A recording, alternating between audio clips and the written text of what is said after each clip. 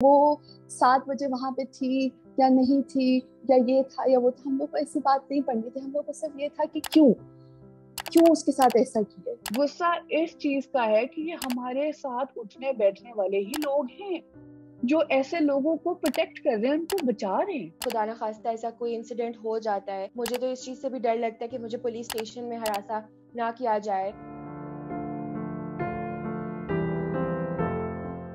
کیا آپ جانتے ہیں کہ پاکستان خواتین کے لیے دنیا کا چھٹا سب سے خطرناک ملک ہے اور اس کی وجہ خواتین پر ہونے والا تشدد ہے؟ اقوام متحدہ کے ادارہ برائے خواتین کے مطابق عورتوں کو ان کے اپنے گھر والوں، رشتہ دار یا جاننے والوں کی جانب سے سب سے زیادہ تشدد کا نشانہ بنایا جاتا ہے، اور آئے روز سوشل میڈیا پر انصاف کے لیے چلنے والے ہیش ٹیگ اس کا ایک ثبوت ہیں. لیکن نور مقدم قتل نے پاکستانی خواتین کے ذہنوں میں ان کے خلاف ہونے والے جرائم اور ان کے تحفظ سے متعلق کئی سوالات کھڑے کر دیے ہیں.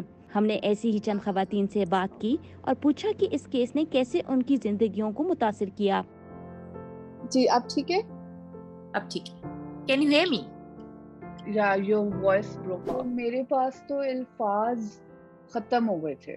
مطلب مجھے سمجھ نہیں آ رہی تھی کہ میں اتنا نم فیل کر رہی تھی اور اتنی اٹ واز سو نوزیٹنگ کہ مطلب مجھے سمجھ نہیں آ رہی تھی کہ اس کو کس طرح سے میں مطلب ڈائجسٹ کر سکوں اس نیوز کو. کہ نور مقدم اور میری عمر بالکل برابر تھی.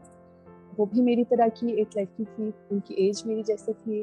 ایک فیملیرٹی فیل ہو رہی تھی کہ یہ اگر میری دوست نہیں ہے، یہ میری دوست کی دوست ہے، اور اگر یہ میری دوست نہیں ہے، خدا نہ خواستہ میری دوست اس پوزیشن میں ہو سکتی تھی، خدا نہ خواستہ میں اس پوزیشن میں ہو سکتی. پہلی بار ایسا ہوا کہ میں رات کو خود ڈرائیو کر کے گھر آ رہی تھی تو مجھے بہت زیادہ ڈر لگا، لیکن جب میں گھر آئی تو میں نے سب سے پہلے اپنے گھر میں جو ہے وہ ٹرپل لاک لگائے.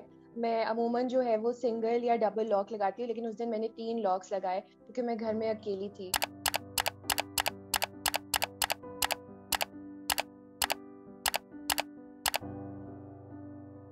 میں مطلب خود گاڑی چلا کے کام پہ آتی جاتی ہوں اور سارا، اور میرے گھر والے بہت مجھے انڈیپینڈنٹ رکھتے ہیں. مجھے کسی طرح کسی کا مسئلہ نہیں ہوتا کسی طریقے کا بھی. لیکن اب میں خود ذاتی طور پہ ایک ڈرائیور اپنے ساتھ لے کے جاتی ہوں کیونکہ کوئی پتہ نہیں کچھ بھی ہو سکتا ہے.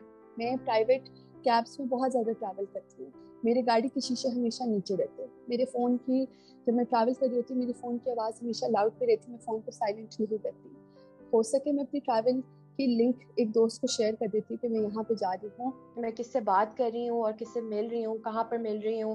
آئی ول میک شیور کہ پبلک جگہ ہے، کسی کے گھر نہیں جانا. کسی دوست کے جاننے والے کا گھر ہے تو میں تو وہ بھی اوائڈ کروں گی وہاں پر جانا. کوشش یہی ہوگی کہ جہاں پر بھی کوئی گیدرنگ ہو رہی ہے وہ پبلک جگہ پر ہو.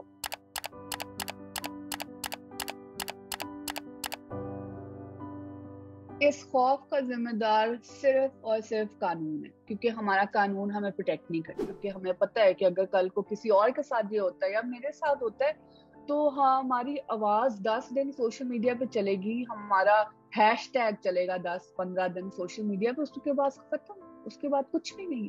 ہمارا خوف ان لوگوں کی وجہ سے ہی ہے نا جو ہمیں نقصان پہنچاتے ہیں، اور ان کو نقصان پہنچانے کی جو ایک سپیس ہے جو وہ اتنی ڈھٹائی سے اٹھ کر اتنا فریلی اٹھ کر ہمیں نقصان پہنچاتے ہیں. وہ اس لیے پہنچاتے ہیں بیکاز ان کو پتہ ہے کہ آپ کی جو گورنمنٹ ہے، آپ کی جو لا انفورسمنٹ ہے، وہ اتنا کوئی خاص مدد نہیں کرے گی وکٹم کی. جب ہم اس ایٹماسفیئر، اس انوائرمنٹ میں پڑے ہوتے کہ ہمارے اندر یہ چیزیں بتا دی جاتی ہیں کہ لڑکا اگریسولی ہوتا ہے اور لڑکی سبمسو ہوتی ہے، تو کلچرلی سوسائٹلی ہم عورتوں کو پریپیئر کر رہے ہیں کہ وہ اپنے آپ کو ہی بلیم کرے جو بھی جس قسم کا حادثہ ہوتا ہے، جس قسم کا بھی کوئی انسیڈنٹ ہوتا ہے.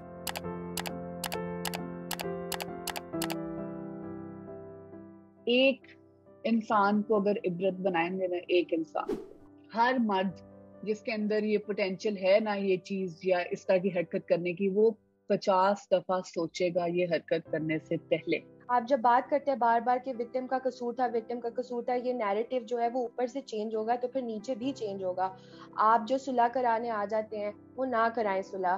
ہمیں بہت زیادہ اس ٹائم پہ ضرورت ہے کہ ہم اپنے گھروں کے ماحول کو بدلیں, ہم ریفلیکٹ کریں کہ کہاں پہ کیا چیزیں خراب ہوئی ہیں کہ ہم لوگوں نے اتنا نارملائز کر دیا ہے کہ لڑکے باہر جو مرضی کرتے رہے, مرد باہر جو مرضی کرتے رہے, ان کے لیے کوئی مسئلہ نہیں.